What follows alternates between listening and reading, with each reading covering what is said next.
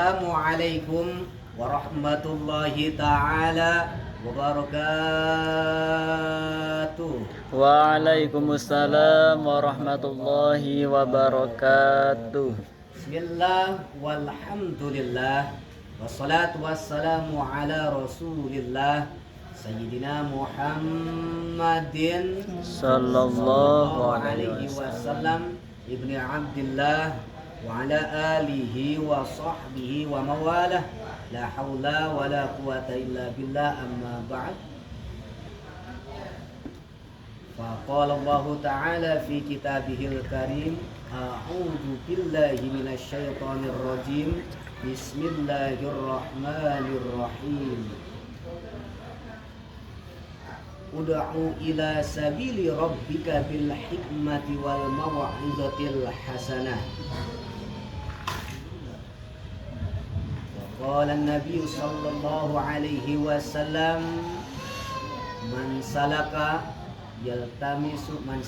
tariqan yaltamisu fihi ilman sahalallahu lahu tariqan ilal jannah. Sadaqallahul azim wa sadaqa rasuluhun nabiyul habibul karim wa nahnu ala dzalika minasyahidina wasyakirin. Yang kami cintai dan kami banggakan, mahasiswa-mahasiswi, terkhusus kepada Lembaga Mubaligh Al-Khairiyah dan yang berkolaborasi dengan Lembaga Dakwah Al-Khairiyah serta semua jajaran yang insyaallah semoga semuanya diberikan kesehatan, sehat walafiat, amin. Diberikan kemudahan dalam setiap langkah ibadah, amin. Dan yang pasti semoga Allah cucurkan rahmah, Allah berikan kemudahan barokah di setiap langkah hidup kita, sehingga kita bisa menjalankan segala perintah Allah, menjauhi segala larangan Allah, dan kita bisa cinta kepada Rasulullah dan mampu untuk mengemban amanah kita sebagai imam fil ardi. Hadirin mahasiswa-mahasiswi Al-Khairiyah, segala puja dan puji syukur kehadirat Allah yang Maha Ghafur atas segala karunia, nikmat, rahmat yang tak terhingga dan tak terukur. Salawat serta salam semoga tercurahkan kepada Nabi yang masyhur, yang menjadi penuntun dan penutup semua para nabi dan rasul, yakni Habibina wa Syafi'ina wa Maulana Muhammad sallallahu alaihi wasallam, serta keluarganya, sahabatnya, dan pengikutnya yang setia hingga akhir zaman. Amin amin ya rabbal alamin. Alhamdulillah, kita wajib bersyukur atas segala nikmat yang Allah berikan kepada kita. Salah satunya nikmat sehat walafiat, nikmat waktu dan kesempatan, nikmat bisa menuntut ilmu, sehingga Allah mudahkan kalau kita benar-benar sungguh-sungguh menuntut ilmu karena ingin menggapai ridha Allah. Maka kata Rasulullah sallallahu alaihi wasallam, sahalallahu lahu tariqan ilal jannah, Allah akan mudahkan kita menapaki dunia ini untuk menggapai salah satu surganya Allah subhanahu wa ta'ala. Amin amin ya rabbal alamin. Baiklah, di pertemuan pertama ini pelatihan mubaligh yang dalam hal ini alhamdulillah ya, bisa dihadiri mahasiswa-mahasiswi tercinta kita dari Al-Khairiyah, dari STT Al-Khairiyah. Alhamdulillah bisa berjalan istiqomah, sudah bertahun-tahun dilaksanakan, sudah berjalan dengan lancar, sukses, dan semoga setiap langkah kita dinaungi Allah subhanahu wa ta'ala dan bisa menjadi amal jariah kita, sehingga kita dimudahkan untuk menuntut ilmu dan menjadi salah satu hamba Allah subhanahu wa ta'ala yang termasuk ke dalam muttaqin. Amin amin ya rabbal alamin. Pertemuan pertama kali ini kita akan membahas bagaimana metodologi dakwah. Metodologi dakwah diambil dari kata metode. atau metodus dan logos, ilmu untuk mengetahui cara dakwah. Lalu kita perhatikan bahwa dakwah itu sifatnya umum, bukan terkhusus hanya kiai saja yang berdakwah, bukan hanya penceramah saja yang berdakwah, bukan hanya saja ustadz yang berdakwah atau ustadzah yang berdakwah, tapi kita secara umum, pribadi kita masing-masing, kita punya kita punya kewajiban untuk berdakwah kepada siapapun, mau saudara kita, mau tetangga kita, ya, mau teman kuliah kita, pokoknya semuanya adalah diamanahi untuk berdakwah, untuk bagaimana kita amar ma'ruf nahi munkar. Perlu kalian ketahui bahwa metode dakwah itu macam-macam. Dakwah itu macam-macam sekali. Ada yang melalui dakwah media sosial. Kita pernah tahu siapa yang terkenal di medsos. Siapa? Ustadz Hadidayat. Siapa lagi? Abdul Somad. Ustadz Abdul Somad. Beliau Ustadz masyhur yang terkenal ya seantero Indonesia, bahkan se-ASEAN. Siapa lagi? Ustadz Hanan Ataki. Itu yang masih hidup, belum yang sudah meninggal ya. Yang Allahumma firlah ya. Allahumma firlahu ya. Yang Allah yarham yang al-maghfurlah Kiai Haji Zainuddin MZ dengan cara metode dakwahnya, dengan lantang, dengan bahasa yang indah, tutur kata yang lembut, tapi beliau bisa mengajak kaum muslimin muslimat untuk bergegas mengambil langkah untuk segera beribadah kepada Allah, untuk bergegas ya, melakukan hal-hal yang terbaik untuk amar ma'ruf nahi munkar, sehingga kita sebagai umatnya bisa menjalankan ibadah dengan semangat. Bagaimana beliau Kiai Haji Zainuddin MZ ya, Al-Maghfurlah, beliau menyampaikan cara satu ciri khasnya yang kita tahu adalah beliau biasanya menggunakan metode angka. Biasanya beliau misalkan al-jannatu mustaqatun ala arba'ati hisalin misalkan. Jadi ada 4 golongan orang-orang yang dirindukan surga. Ada contoh lainnya, misalkan alamatun nifaq salasun. Ciri-ciri munafik ada 3. Nah, biasanya beliau seperti itu, Kiai Haji Zainuddin. Belum ya penceramah yang lainnya seperti itu yang sudah meninggal. Siapa lagi? Oh, ini Ustadz Uje ya. Kalau tidak tahu Ustadz Uje, ayah dari siapa itu? Al-Ghifari kan? Siapa? Artis? Al-Ghifari ya, itu ayah dari Al-Ghifari. Beliau salah satu penceramah kondang di masanya. Beliau bagaimana metode dakwahnya tidak palah pilih orang ya. Dalam artian majlis taklim beliau dakwahi, di masjid beliau berdakwah, ya di tempat umum sosial beliau berdakwah.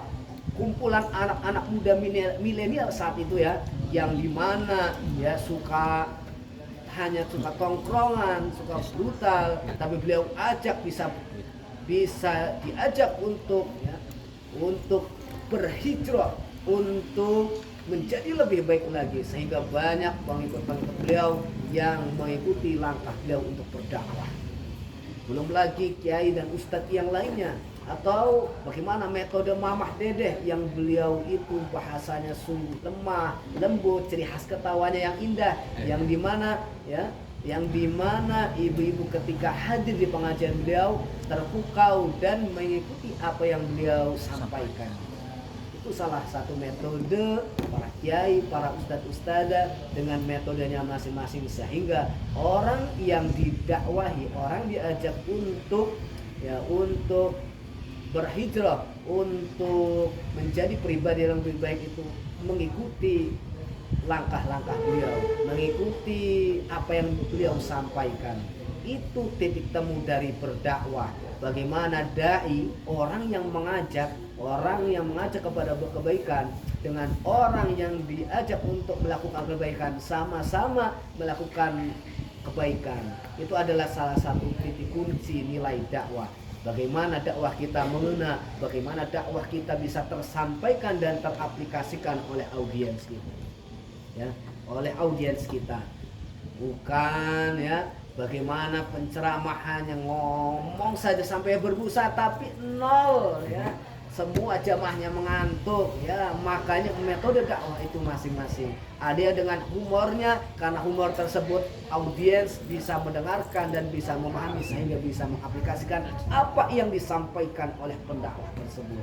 Ya, seperti Ustadz Abdul Somad, bagaimana beliau menyampaikan isi-isi materi dakwah yang sungguh lugas, yang sungguh terarah, bisa difahami, namun juga tidak membuat mengantuk, ya, tidak membuat mengantuk karena humor beliau yang sungguh ciri khas, sehingga audiens bisa memahami apa yang beliau sampaikan.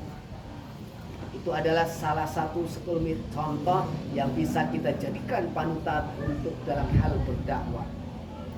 Apa kaitannya pelatihan mubaligh ini dengan dakwah?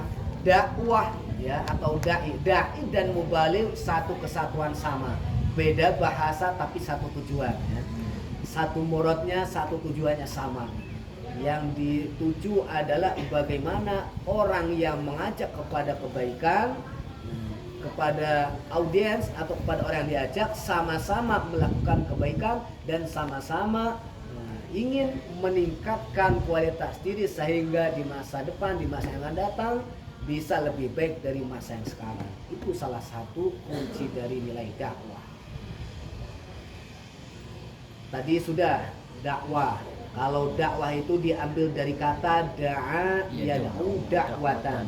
Kalau dulu kita belajar yang pernah ke madrasah, kita pernah belajar yang namanya ilmu sorof, al-amsilatu tasrifiyah.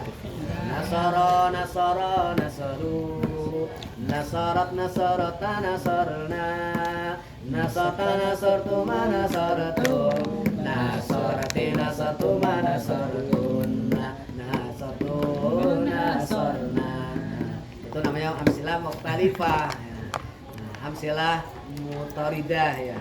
Kalau amsilah mukhtalifah beda lagi. Nasara yang suruh nasron. Nah sama saja. Da'a yad'u da'watan. Beda bentuk masdarnya, beda sifat masdarnya. Da'a yad'u da'watan. Da'a itu artinya mengajak, makanya bahasanya mengajak. Jadi bahkan ada seorang ulama yang mengatakan bahwa ya nahnu du'at walaisal qudot. Kita itu berdakwah, mengajak, bukan menghukumi. Jadi ketika ada seorang penceramah, orang yang berdakwah atau orang biasa saja yang suka mengajak untuk kebaikan, jadi beliau ya sudah bagus karena beliau mengamalkan salah satu ayat Al-Qur'an, ud'u ila sabili rabbika bil hikmati wal mau'izatil hasanah. Jadi ya ketika ada penceramah atau orang biasa seperti kita tapi orang yang suka mengajak untuk kebaikan, itu bisa disebut pendai karena mengajak kepada kebaikan. Sama saja seperti mubaligh ya, diambil dari kata balagha yuballighu ya, fahuwa mubalighun. Wazannya ini farraha yufarihu, fa'ala yufa'ilu, taf'ilan. Fahuwa mufarrihun, fahuwa mufa'ilun, fahuwa mubalighun. Orang yang menyampaikan. Kalau dai yang mengajak, kalau mubaligh yang menyampaikan. Kalau sampai, misalkan nih, kalau balahu itu sampai. Kalau kita ibarat perpindahan tempat. Kalau balahu ya beluhu, sampai. Berarti telah sampai akwa dari tempat ini ke tempat ini, hanya sampai. Tapi kalau balagho menyampaikan itu beda arti. Kalau menyampaikan berarti bukan hanya saja pindah dari tempat ke sini ke tempat yang lainnya, tapi ada hikmah yang diambil dari sebuah ungkapan, dari sebuah ucapan yang disampaikan oleh mubaligh tersebut. Paham kan ya? Jadi beda. Ya, kalau dalam istilah ilmu nahwu sharaf itu ziyadatul bina tadullu ala ziyadatil makna. Ketika berubah sebuah kalimat itu berubah pula maknanya. Sama saja kayak nasoro dari dulu. Ada yang lain. Misalkan ini. Misalkan kasaro kan pecah. Kasaro yaksaru, boleh yaksuru ya. kasaro yaksuru pakai sen biasa ya, itu pecah saja gitu, bisa pecah sendiri kan ya. Tapi kalau in kasaro itu terpecah, bisa dipecah oleh banyak orang, bisa dibanding, bisa dipecah secara bersamaan gitu. Jadi banyak makna. Nah, sama tadi ya, sama saja tadi makna dari mubaligh. Jadi kita ya, yang mengikuti pelatihan mubaligh ini diharapkan ada satu tujuan, satu titik yang bisa dicapai apa? Yaitu nilai-nilai dakwah yang tersampaikan kepada audiens atau pendengar atau yang menerima dakwah kita, dan juga kita sebagai pendakwah bisa mengamalkan ya. Beliau juga audiens atau pendengar bisa mengamalkan. Jadi simbiosis mutualisme. Kita pendakwah menyampaikan, audiens juga mendengarkan, dan sama-sama ada perubahan untuk lebih baik lagi. Untuk perubahan yang tadinya misalkan ketika dakwah yang disampaikan temanya tentang apa nih? Misalkan tentang hikmah di balik sedekah. Nah, setelah acara tadi ya, penyampaian ceramah tadi diharapkan bahwa pendakwah dan audiens sama-sama bisa mengambil hikmahnya. Pendakwah bisa bersedekah, audiens juga bisa bersedekah. Jangan sampai naudzubillah pendakwahnya mengajak, pendakwahnya tidak mau sedekah. Itu namanya jarkoni, ngajar-ngajar orang lakoni. Gale ngomong, bahasa kita ya gale ngomong tapi orang lakoni, pinter dewek. Kabur maktan ya. Ya, kabur maktan indallahi ya. Ma taquluna ma la taf'alun. Ngomong bengonnya rocos, berlakoni ore. Itu salah satu PR kita. Kita pendakwah dituntut harus bisa menjadi uswah, minimal untuk keluarga kita, untuk anak kita atau pasangan kita atau adik kita atau orang tua kita. Syukur-syukur bisa menjadi uswatun hasanah untuk masyarakat dan umat. Karena kan realita yang ada tidak semua ya, sedikit oknum. Kalau kita membahas oknum berarti hanya tertentu. Jadi ada oknum tertentu yang memang ceramah saja, tapi beliau hanya ngomong doang, ngomong doang ya. Asma asal mangap, asbun asal bunyi. Ya, ngomong doang tapi orang ngakon, jangan sampai naudzubillah. Jadi kita dituntut ketika berdakwah ya, kita menyampaikan juga kita melaksanakan ya. Dan pendengarnya juga sama. Kalau dalam ilmu nahwu itu al-kalamu huwa lafzul murakal mufidu mufid, berfaedah. Apa berfaedah itu ya? Ya sunus sukutu minal mutakalimi wasami alaiha, yang menyampaikan dan mendengarkan sama-sama paham. Ada hikmah di balik sebuah kisah, ada hikmah di balik sebuah dakwah ya. Jadi itu korelasinya dalam metode dakwah. Kita sebagai pendakwah dan juga audiens sama ya, pendengar sama-sama bisa mengambil hikmahnya. Dan audiens juga samiin, mustamiat ya. Jangan sampai seperti kencang bolong kalau bahasa Cilegon ya, atau kencang bolong. Ya, punya telinga dua tapi tidak ada fungsinya. Bagaimana kok bisa tidak ada fungsinya? Hanya pajangan. Hanya zinatun, perhiasan gitu. Hanya perhiasan doang. Jadi tidak ada fungsinya. Waktu penceramah menyampaikan materi, tidur kan. Mentang-mentang kata penceramahnya, orang yang paling baik ketika menghadiri majlis taklim, walaupun dia sambil tidur, sambil berdengkur, itu lebih baik daripada orang-orang yang ahli maksiat. Mentang-mentang ngomong konon ya. Betul ya. Saking ngomong konon bahasa campur saja lah Cilegon. Saking khusuk mendengarkan bahasa itu lah, tidur baiklah kan, tidur saja lah kan. Itu namanya sudah menyepelekan pendai kan. Jadi yang diharapkan adalah bagaimana caranya kita pendakwah bisa menarik ya, punya daya tarik gitu, bisa menarik perhatian para mustamiat. Mau pakai metode humor silahkan, mau pakai metode pakai seni misal kongkori silahkan, seni tilawah misalkan ya. Saking suaranya melengking gitu tuh boleh silahkan ya, karena kan di hadis ada itu kan ya zayyinu aswatakum kan ya. Jadi diperhiasi suaramu ketika membaca Al-Quran kan ya. Ya boleh gitu tuh. Yang punya bakat terpendam silahkan dikeluarkan tilawahnya. Ya salah satu tadi tuh agar audiens tidak mengantuk kan ya. Boleh. Atau metode yang lainnya, humor, cerita, atau pantun, burung irian, burung cendrawasih. Cukup sekian dan Terima kasih.